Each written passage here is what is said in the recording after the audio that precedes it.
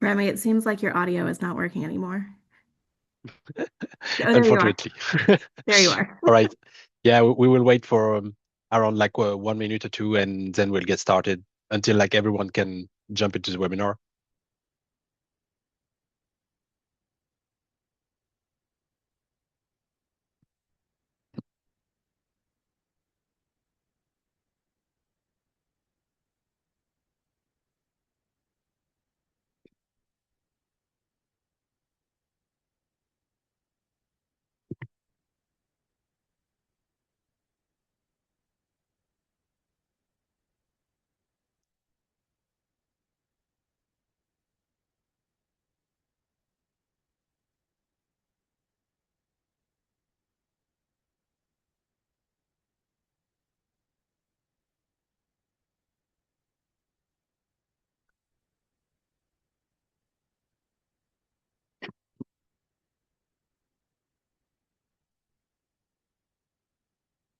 All right. Well, let's get started. So in this webinar, we are going to explore a new Open Graph collector that I wrote for SpecterOps, where we looked at how we can map file shares into BloodHound with the new Open Graph technologies that was introduced in BloodHound 8. And we are going to see what was the problem behind that, what new opportunities it's opening for us as auditors to find new paths that are using at network shares. And we are going to look at how we can use this tool, and I will do a little demo with a few use cases. So the first starting point of this research, like applied tool creation, is the fact that we had a blind spot in data collection, which is network shares.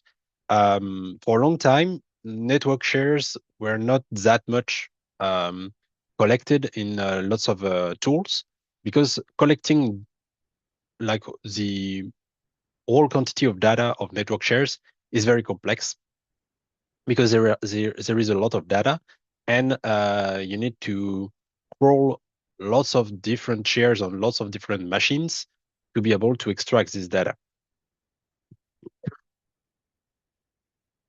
And network shares are also extremely useful. Like when you are an auditor and you're doing pen test into an internal pen testing, or even for red teams, it can be very useful because like the most low hanging fruits where you can find like passwords, old scripts, or things that are remaining on the network are on network shares in the network. And you also can find like information on the target with like a network diagrams on how the client is working. So it's super interesting to have access to some network shares, but you need to find like which one are interesting. And sometimes in a client network, you will have like thousands of network shares, and not all network shares are useful. They are not equal. Network shares are also very important to audit because they have been like historically the low hanging fruits for ransomware. They are very easy to target, and so that ransomware with that finds edges with like write control, full control, write write permissions on some shares will be able to encrypt the content. So if we are able to map that, then we can like find these paths that are like very easy to close. And why it was not done before is the fact that the mapping of network shares with their permissions, their content, and all of these relationships with directory trees and things like this is a hard problem. To do this, we need to have a specific collector, which is the goal of this presentation, to present your ShareHound, and we need to be able to import it into some kind of graph visualization software, which is fortunate because since the release of BloodHound 8, we have released the Open Graph feature, which allows you to have like custom uh, Open Graph collectors that generate custom data for your BloodHound, so that you can improve and do graph expansions on very specific set of data. And here we are doing that on network shares.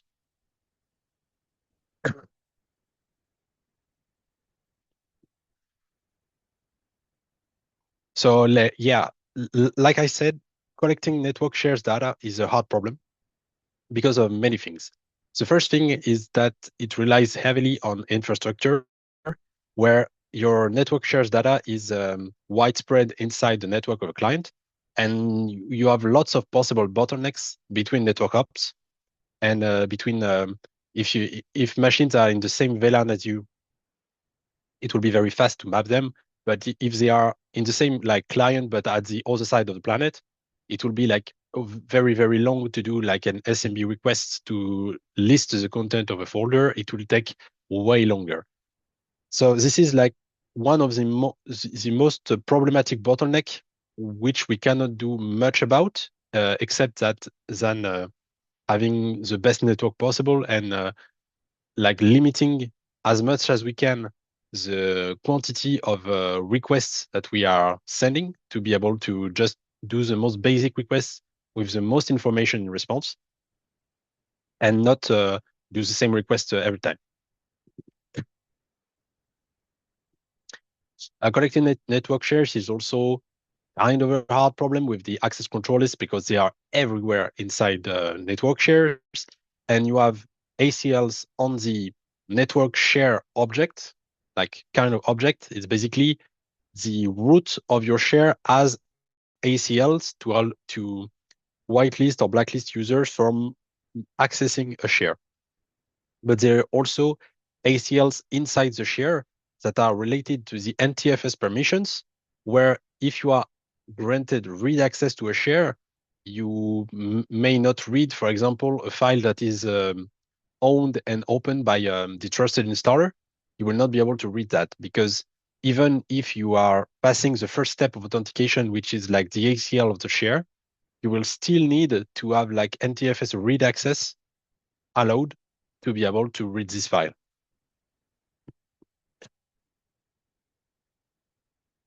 And also, we face a very fast snowballing of output size when you have no filters applied.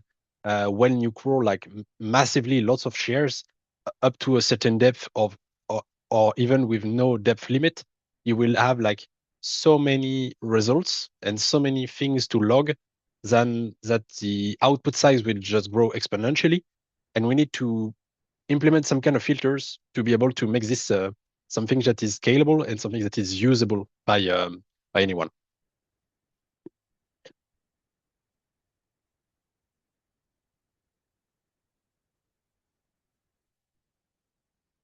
So, so first of all, to create like filters for ShareHound, the first idea was to implement filters like most of the tools do with like parameters where you can like set up a maximum depth of exploration, where you can set up like filters to only search for files that have this specific extension or this specific attributes.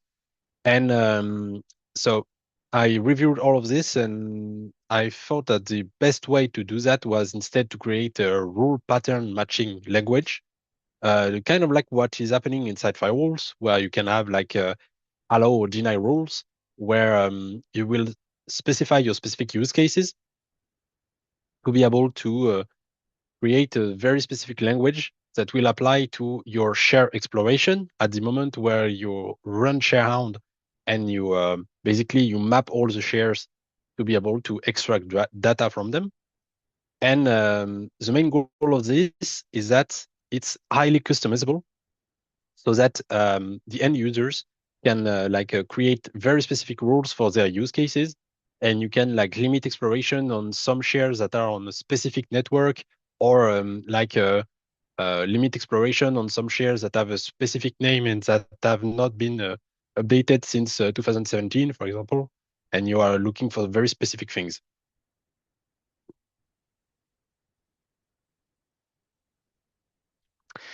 And so to do this, I created a domain-specific language, which is called ShareQL, which is released in a separate directory. And this language, like basically, is a domain-specific language, so it's created out of nowhere. So since we know that end users will not necessarily want to like deep dive into this DSL for like for a specific audit, we also released the VS Code extension so that people can like autocomplete this language and like have auto-completion and color syntax highlighting inside their IDs so that it's easier to like work with rules and understand the syntax and yeah, and read them. It's it's way better than just like black and white TXT files.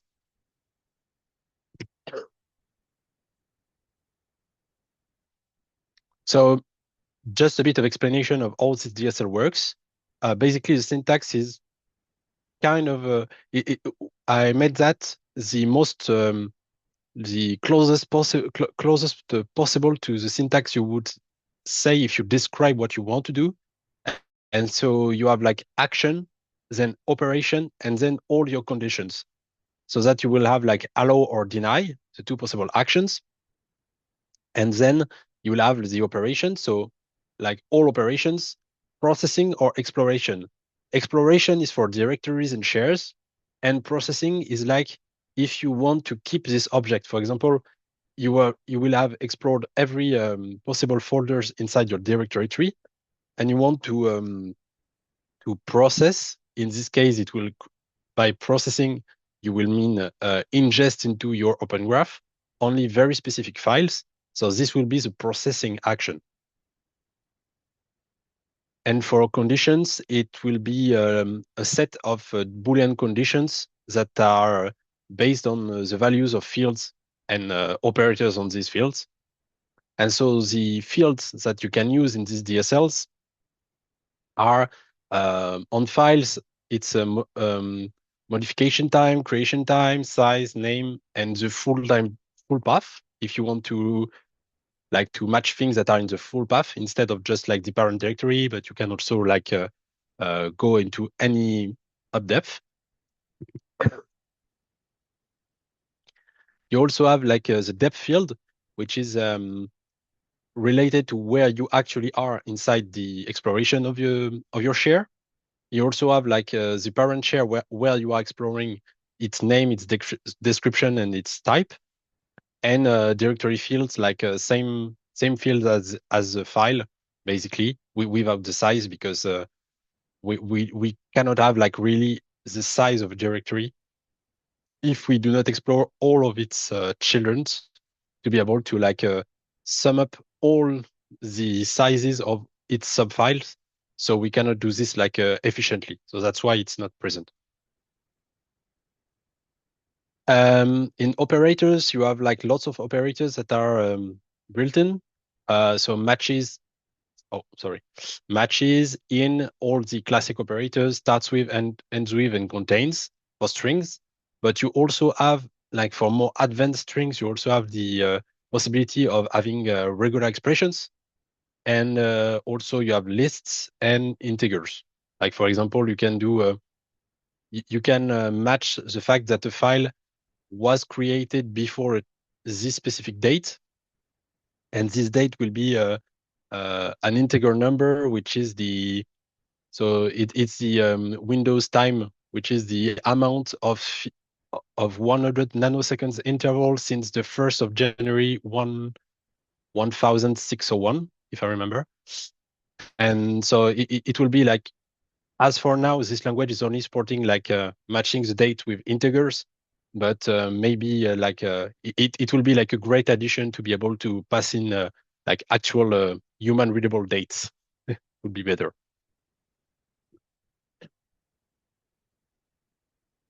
And finally, on the DSL, so if you want to use this DSL, it's heavily used in ShareHound, and it's like the core logic of the tool is based on that. But if you want to use this kind of parsing logic inside one of your tools, you actually can.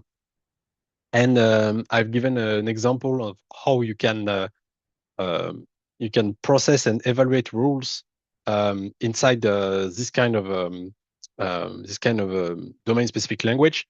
With the ShareQL repository, you can like just import this module and work with that, and even improve it if you have a very specific use case that is not present yet. So that's it for the DSL part of the language. And after that, I will show you. So I will do a live demo of ShareHound. We will explore data into BloodHound, and I will show you like these examples into BloodHound, and you will have like these slides at the end of the webinar for people that want a summary of what has been said.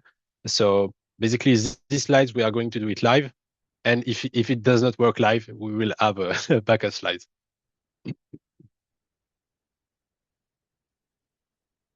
So to use ShareHound, basically, so you can just go onto your terminal and you can install it with PyPy, so with Python PyPy, or with any Python environment, really. And after that, you will have a ShareHound command line that will be created with lots and lots of options.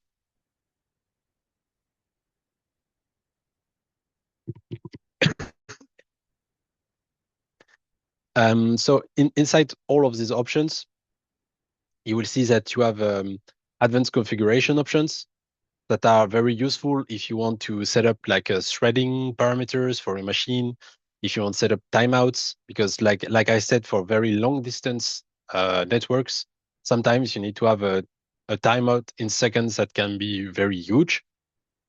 You can also set up the advertised name. So since ShareHound is based on Python and based on Impacket for the SMB part, by default, it will just like advertise the host name of your machine. But obviously, if your machine is named like Spectrops dash pen test, like it will be it, for red teaming operation, it can be like compromising. And so inside ShareHound, you have like this option which allows you to customize the network name of your machines that will be advertised in every SMB packet. So that on your remote machine in event log, it will like show up as any random machine that you want to, you can name it as you want. So these are the advanced configuration. Then you have the rules. So the rules is basically what I explained about the share query language. You can pass in rules files, which is just a TXT file with multiple rules, or you can pass in rule string inside the command line.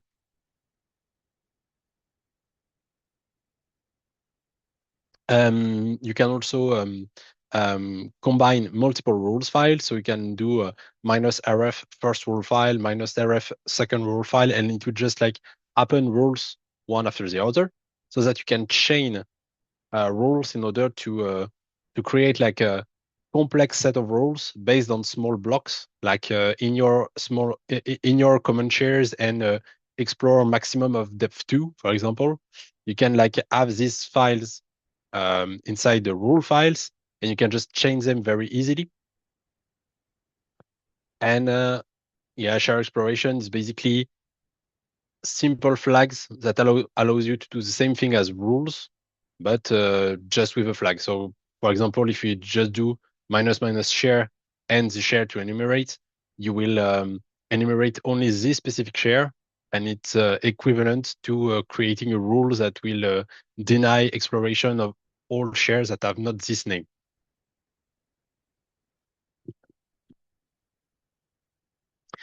And finally, you have the target section where the targets are basically all the machines where you want to map shares on. And you can either have a targets file, which will consist of a list separated by new lines of all the IP addresses or fully qualified domain names of the machines that you want to target. You can also have CIDR ranges inside this. Well, lots of kind of targets so that you can like target these machines from these files. And you can also like pass them as a -- target argument if you want to add the targets on top of that. And you can also, for the most common use case, if you just like give in credentials of an Active Directory, it will connect to the Active Directory and automatically do LDAP requests to list all the computers that are joined to this domain. And we'll iterate on these computers in order to create a list of the targets that you want to map.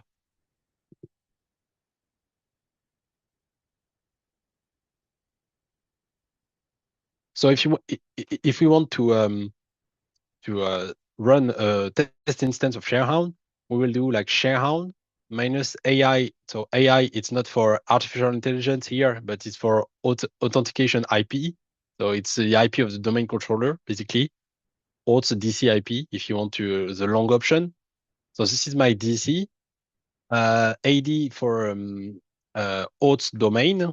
So it's Spectrops, my domain here. Auth user is administrator. You can also run this with user, but like for these testing purposes, I've just like I, I, I'm just using like this user. And also you have the AP admin123, or so you can just give in a password or just hashes. If you want to use NT and LM hashes, you can. Here you have a name server. A name server is very important for this kind of stuff because since you are looking for DNS host names, when you do an LDAP query to list all the computers that are joined into a domain, you will have in response a list of DNS host names. So basically, that are not IPs, that will be even just the name of machine or the name of machine with the fully qualified domain name. So you need to actually look it up to know if this machine is up and has an IP as of right now, or if it's like if it's reachable. So you need to have like a name server to be able to uh, to look up names. So it can be another domain controller, or sometimes it can be also a very specific server that is not in AD or that is not like a domain controller. I mean, but it's yeah, you have to set up like this name server. You can also set it up on your Linux in the etc resolve conf. But yeah, for simplicity, you can also like pass it just an argument, and it will be looked up through this.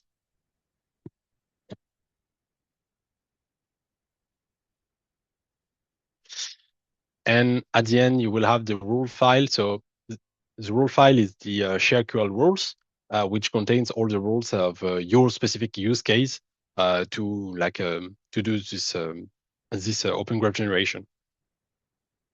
So once you run that, you will have ShareHound running on like 4 hosts. So my domain right now is one domain controller and 3 PCs.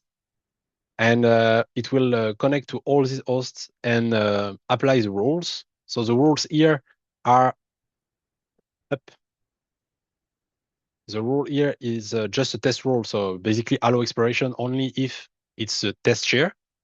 And the test share is hosted on the domain controller. So you can see here that we crawled one share, but we skipped 6. And all the other shares are skipped because they are not inside, they are not named tests. So they will not be mapped.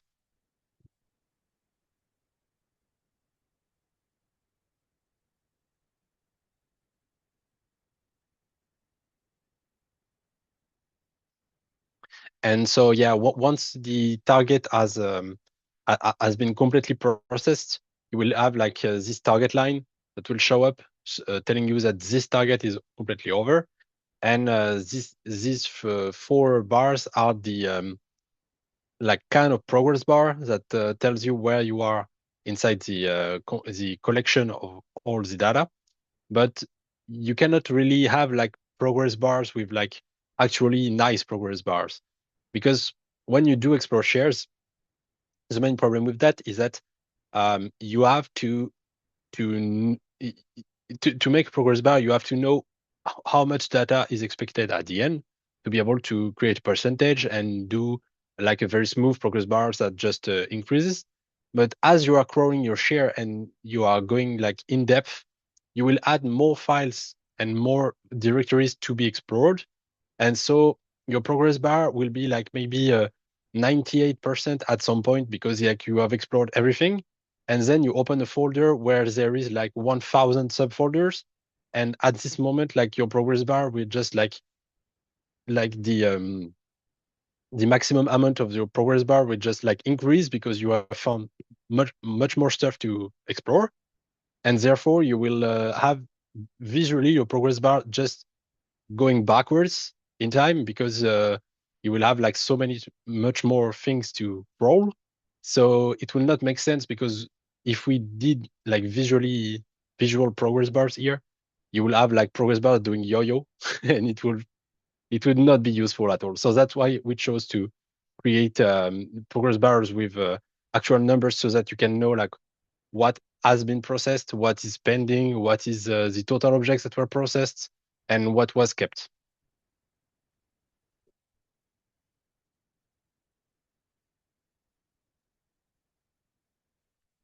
And you also have a final summary so that you can know like what happened.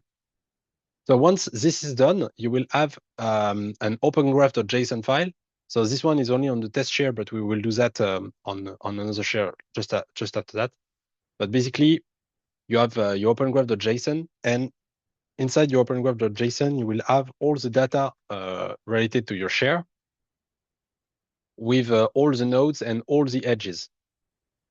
So here you can see these are the edges that are related to the NTFS permissions because you have two sets of permissions. The permissions like the AD permissions on the file share, but you also have the NTFS permission like on the actual file system that is behind this file share.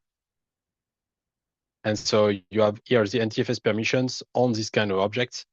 And all of this can be ingested into BloodHound starting from version 8, since it's when OpenGraph was introduced.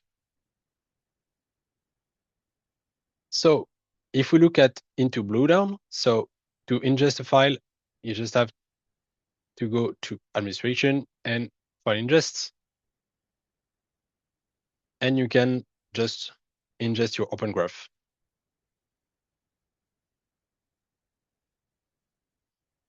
And then we'll just wait for it to finish ingesting. It will take like just a minute.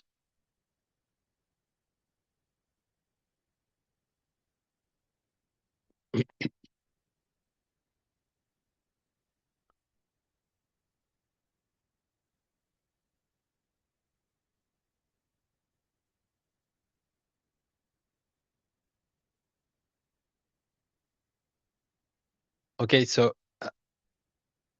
while this is running, I'm just answering a few questions. So I've seen that I had a question. Do you deduplicate shares before tree walking so that you don't tree walk on each instance of SCCM or on the sysvol, on netlogon or HDC or something? Yeah, so we do not do that in ShareHound. And one of the reasons that I do not do this is because these instances or these shares are not actually duplicated. Like for example, the sysvol share between DCs are not exactly equivalent. Like some parts of the sysvol are replicated on all the DCs, but you can also put things inside the sysvol that will absolutely not be replicated on the DCs. And for example, this is the case with like system administrators that create like script folders that are inside sysvols, for example, where they will put like a deployment scripts or old scripts that maybe even not used like since 2012, but they will still remain there. And sometimes you will see them only on one DC, or you will just find like an old group policy preference password, but only on one DC in the sysvol of just one DC. And I've seen that like sometimes it's not completely replicated. So like the sysvol has like the sysvol object is replicated, but like you can put stuff inside the sysvol that are not considered like to be part of the replication and that can be not replicated.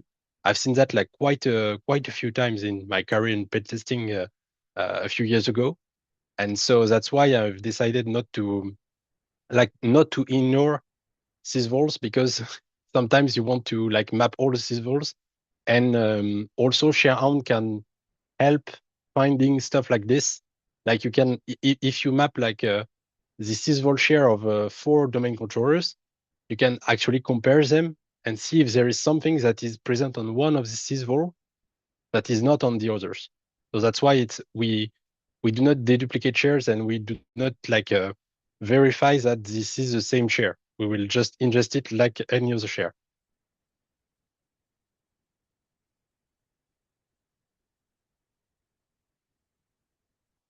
And so back to BloodHound,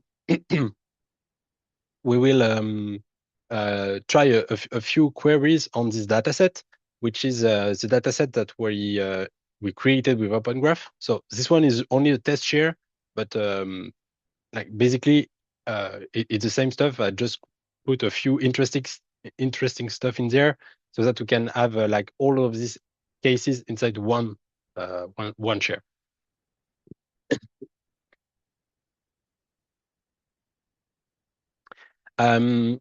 So to query OpenGraph, you need to do Cypher queries.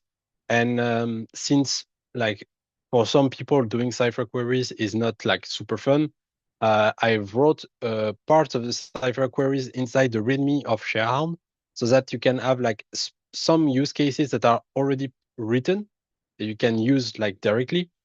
And if needed, you can like just modify some things in order to make this work.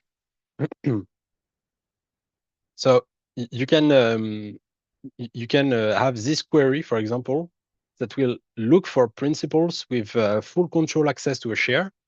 And so basically, it's like principals that have every right on a share for control.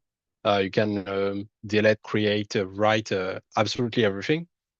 And once you do that, you will have like an onion graph. It looks like an onion where you have like all these arrows going from this principle to the example share. And I don't remember if I have like a full control share in this dataset, but I guess I do. I don't. All right. Since I don't, I have the full control share here. So this was my test share where you have the full control on the Poda share. And basically, this user too is just like a random user where I give full control on this share. And just like you just click the full control checkbox on the graphical permission when you share a folder, and you will have like this kind of graph in result. And you can like you can match this kind of pattern where you are looking for this kind of onions to see who has full control with this Cypher query.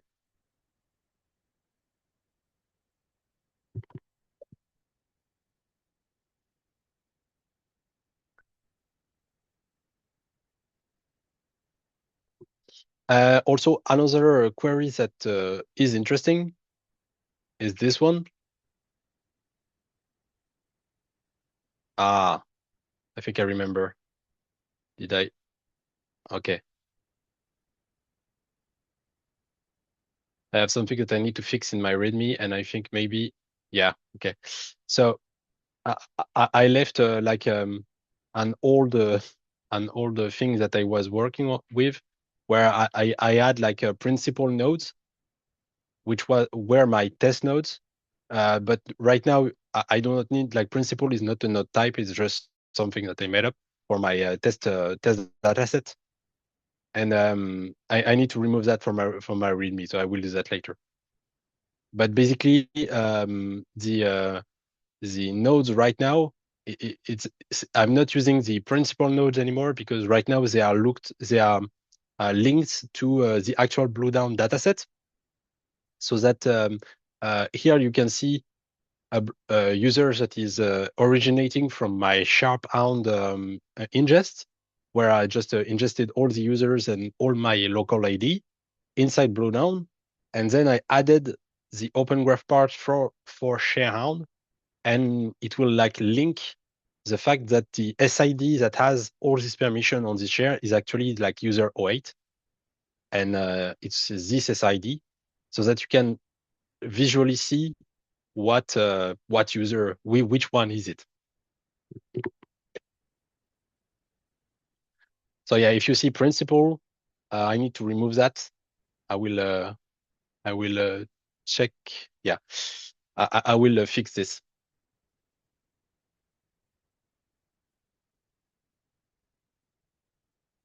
So I have one question. Is it possible to use ShareHound to immediately check for group policy preference password attack? it's not possible to use it to look it up directly because ShareHound does not open the files. It will just like explore all the share with the names of the file, the extension, everything like this. So you will just see XML files, but you will not actually open these files for the simple reason that if we create an open graph with the file data in it, like the open graph will be like extremely heavy because if you map all the shares of all the machines of your network, if you have to open actually the files and just even if you just even if you like read the data stream to be able to find a pattern or to find a password or to find the structure of the group policy preference password in XML, it will take an awful lot of bandwidth in the network, and it will make like ShareHound and the overall network very, very low, very, very slow. So that's why we cannot check like directly for the GPPP attack with that. And tools that do the tools that do check the group policy preference password attack, like for example, the get GPP passwords that I wrote on Impacket are doing basically the same thing. They will like go into the sysvol share, map every file that are inside the share, find only XML files, and then open its content. But it will like it will be it's costless to do that with get GPP password because you are doing that only on the sysvol share. But like for ShareHound, since we do map like all the network, we cannot like open all the files.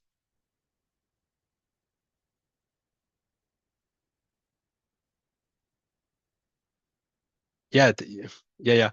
But technically, it can be added. Yeah, it could be added as an addition to have like specific like even a rule that could match.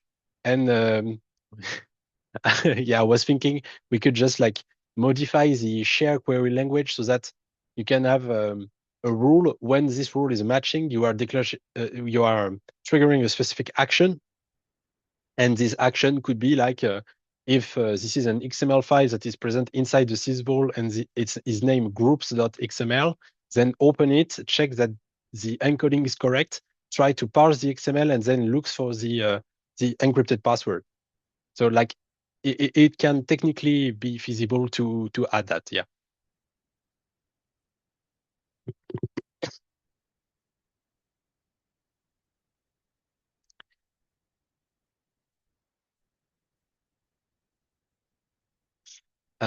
All right. I'm looking at the question too, so that I do not deep dive too much into the demo if there are lots of questions.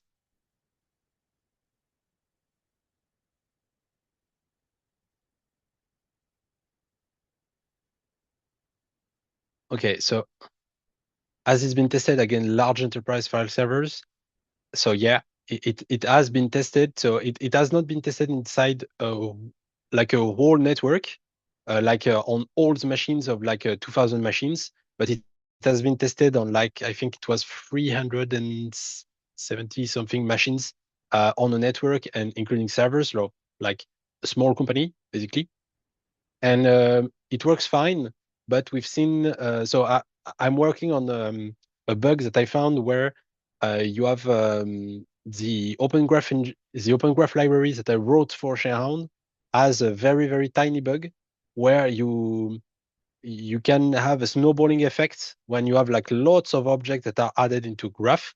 Like adding new objects will take much and like a much longer time, and so I'm trying to modify the implementation of this to be able to use hash map, so basically dictionaries in Python, to be able to look it up in O1 instead of like a linear time that is polynomial and that will grow exponentially.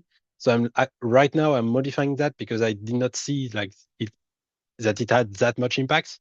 So I'm modifying that so it's even it's so that it will not like snowball, but it will still be long because mapping all the shares inside the network will be like it will be a polynomial problem where the n in your polynomial complexity will be like basically comparable to the quantity of machines on your network and the latency of your network.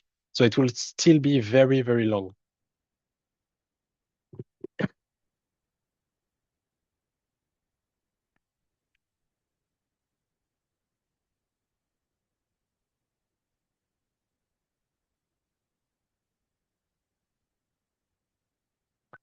Okay.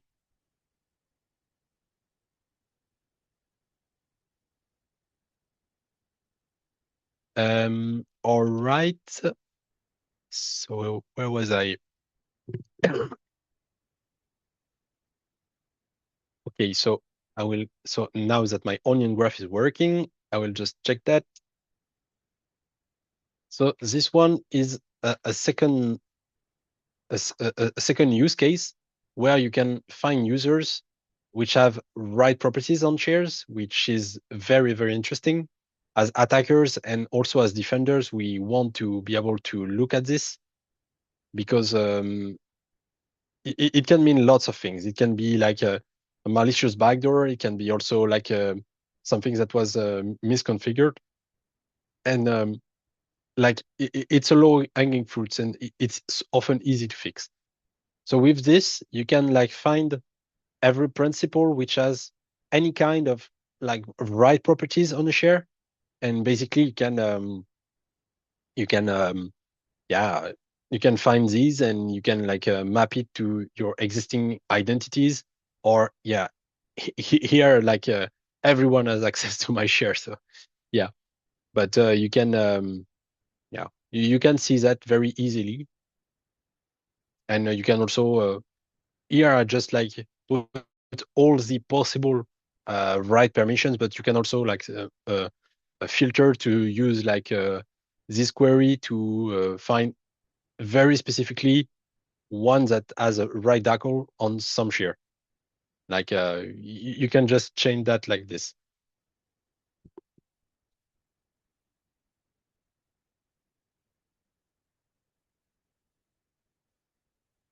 And just like one interesting stuff, but if you can, if you want to just see all the rights, you can just remove like the specific rights and just keep the error property and just return the path, and you will see like all the rights that are present on the share.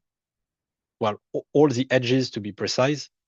And right here, you also have like this is the host that hosts the network share. So like this machine has network share, this share, and there are free users that have lots of permissions on this share. Basically, yeah.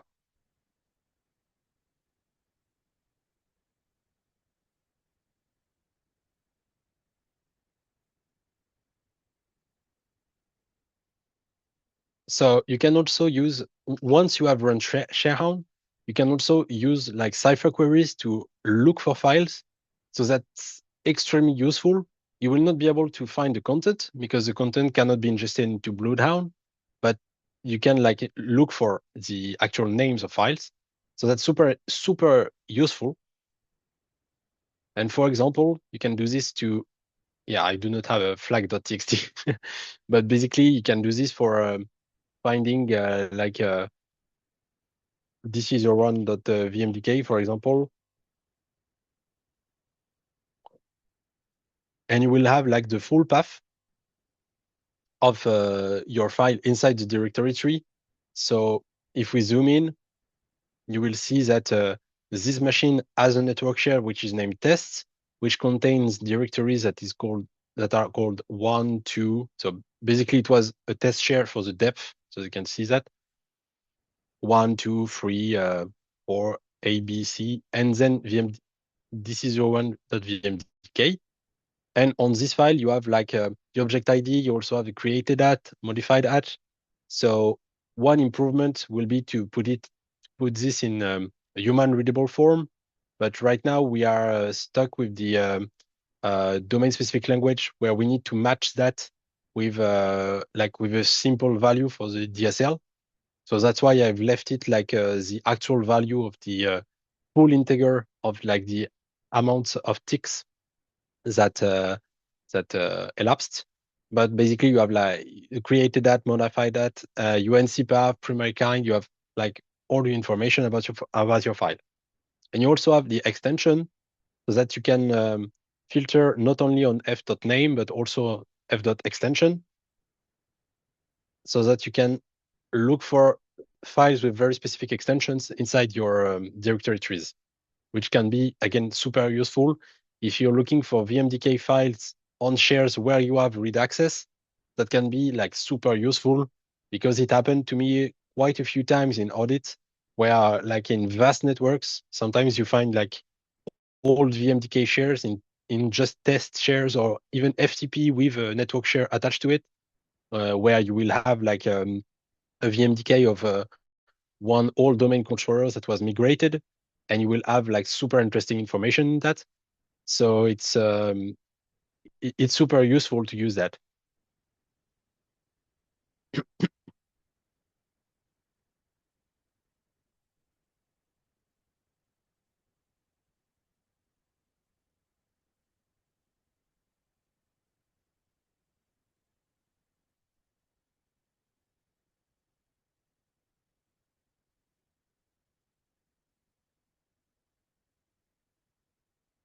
All right. So yeah, you can like filter by name, filter by extension. Each time you have an example Cypher query with the example graph that it creates on the README of ShareHound, so that you can like have base Cypher queries that you can use during your audits, so that you do not have to like deep dive into Cypher if you're not used to that. You can like use that as a quick start. So yeah, I can also do that with bat file, but yeah, with any file basically.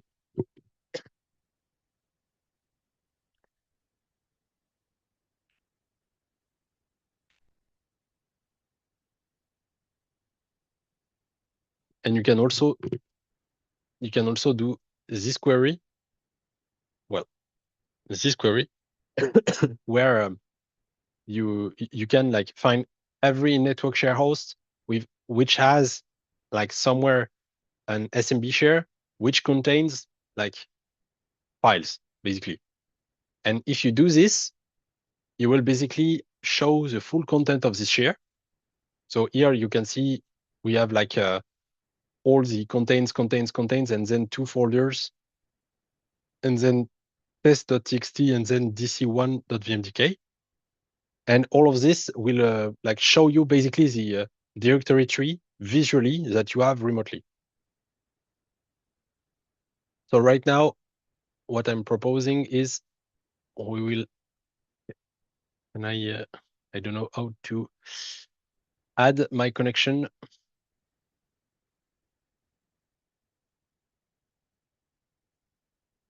All right.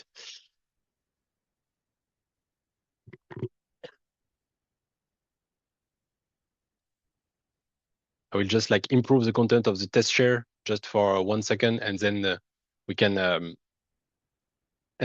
like ingest it again, so that we can have like a better directory tree. I've purposely like kept this directory tree for this demonstration because it's easier to see like very specific example without like having an overcrowded graph. But we will just try with like a very much complex graph, or we can like yeah, we can maybe just run ShareHound with the basic rules that are included.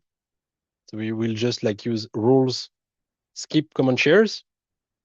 Skip common shares will skip like the print dollar, the C dollar, and like basically all the shares that you do not want to map because they will be like very huge and not very interesting. Like if you have access to C dollar, basically you have access to everything, so it's not very useful to map that, but you will prefer mapping like other stuff. And also we can add another rule that can be interesting. Um, for example, we can add the maximum depth 2 or maximum depth 3, so that we will not crawl shares up to depth 3, so that it will like limit the quantity of results that we have.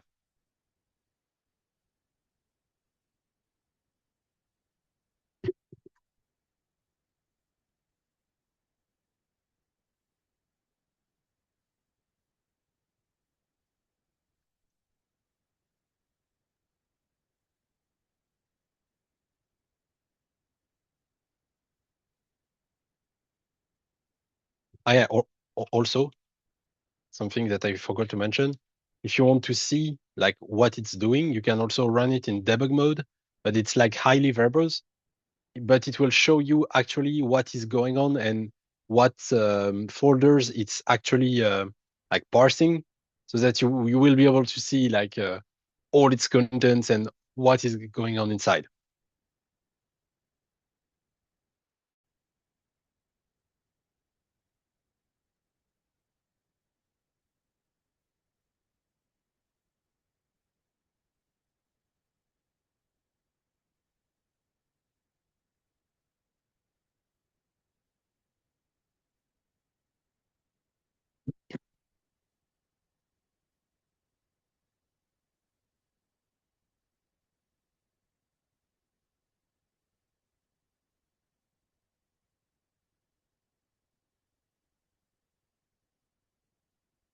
Okay, yeah.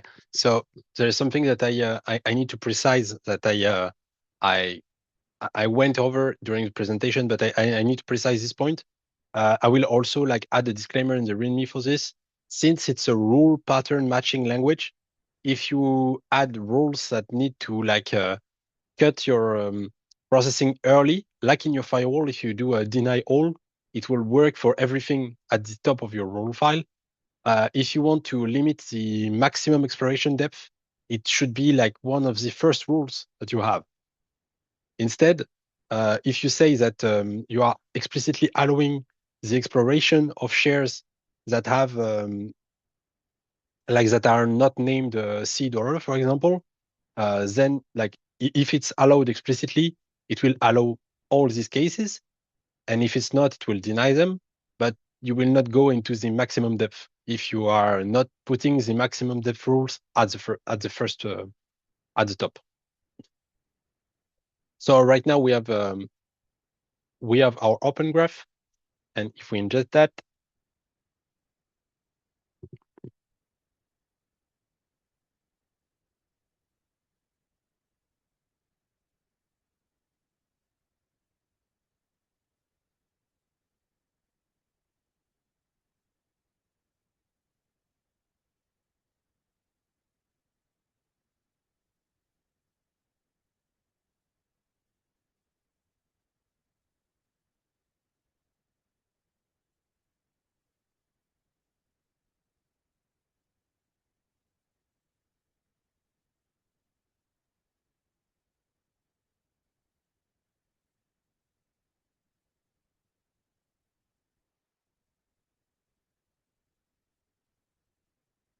right? And so if we take our queries and we do this, we will be able to map the full exploration of what was explored. And so we will actually see the directory tree of what was explored. So here, obviously, I've limited the maximum exploration depth to 3. And like if you are going to more than 3, then your BloodHound instance, if you are giving like millions of files, the libraries that will show up nodes will probably have lots of trouble to displaying that, or you will need to have like a very beefy graphics card just to display this graph. So just be aware of that. But yeah, if we scroll down the graph, you will see that this machine, for example, has a network share which is named users, because I've shared like when you do default share, it will share like the users, the C/user folder, and then you have all the homes. And so obviously I have access to administrator since I run as administrator this tool. So I have access to my own home. So that's kind of normal. But I also have access to the home of the POC user, which is normal since I have like admin rights right now. But I will see like its content and like the ntuser.dat, like its OneDrive desktop. And yeah, you will see like graphically what this graph and the directory tree looks like. So it's also useful when you want to like have a beautiful visualization of actually a path like a graph path on top of being an attack path tool at first. But it's also useful to be able to visualize this like that.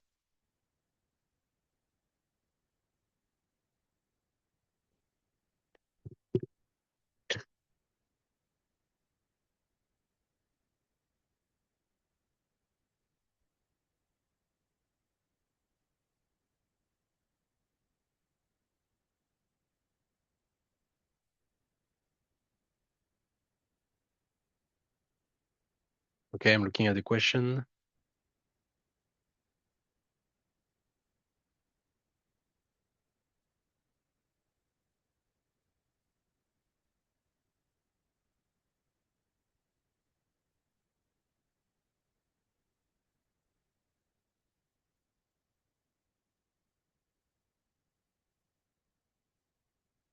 All right.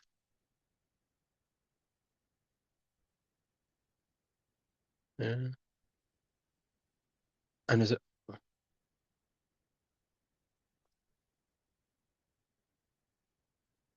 Another question regarding logon scripts is this is an interesting vector. Can it be considered separately and also mapped with the output of a basic BloodHound, taking into account users who can modify them?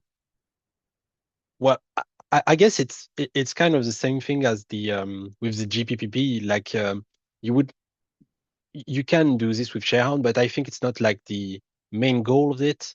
It's more like something that you can add on top of ShareHound, so that ShareHound will like collect the logon scripts and the files that are associated with that.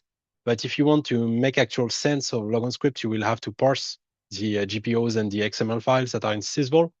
And so I think like maybe it should be like interesting to have a logon script hound like on top of that, like a very specific thing for these logon scripts.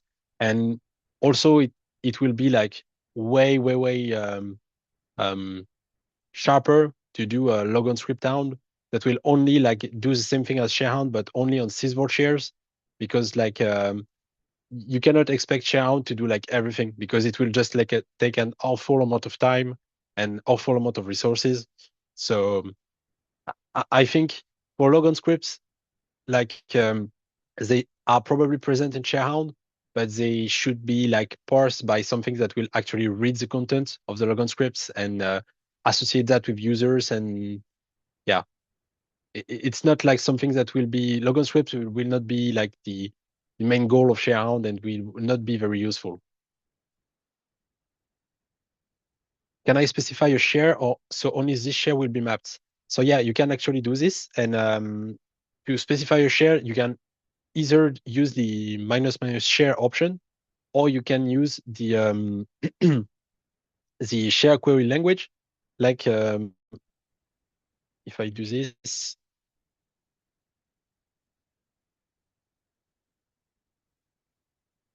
you can do this with these two rules, where you will only allow exploration if the share dot name is in test, for example, or is equal to test. But you can also um, you can also do this allow exploration if share dot name in test and sorry, and host dot IP, for example, is exactly this. So, like, there are things that could be added as filters into ShareQL. Like right now, there is a very good base, but I think like it can be improved. There are some things that can be added, because some in some use cases it's possible to add stuff. Like for example, if the host dot fqdn is equal to something, right now it's not present inside the ShareQL, but something that would be useful. So it's definitely something that can be added. But for like generic for generic IDs, you can like definitely specify a share like this. And if you are targeting just this machine, then it will be like it will be easy. Yeah.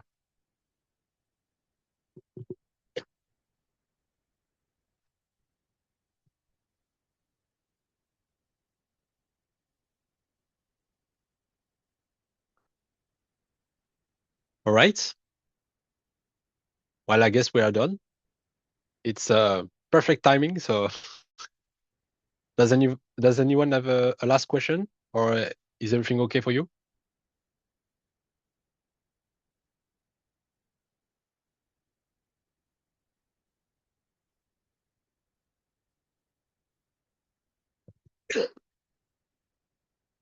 All right, so then we can wrap it up.